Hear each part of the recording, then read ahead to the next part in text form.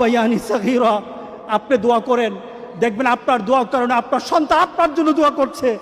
আপনাকে আল্লাহ যেন এমন সুযোগ করে দেয়, এমন কুলাঙ্গার সন্তান যেন আমাদের সন্তানগুলো আল্লাহ না বানায়। সবাই বলেন আল্লাহুম্মা আমিন। আপনার দালান, আপনার বাড়ি, আপনার সম্পদ, আপনার ব্যবসা, আপনার পৃথিবীর প্রতিপত্তি যত কিছু আছে সব আপনি দুনিয়াতে ফেলেই চলে যেতে হবে, কিন্তু সন্তান কিন্তু আপনাকে ছেড়ে দিবে না। সন্তান আপনাকে ছেড়ে দিবে না।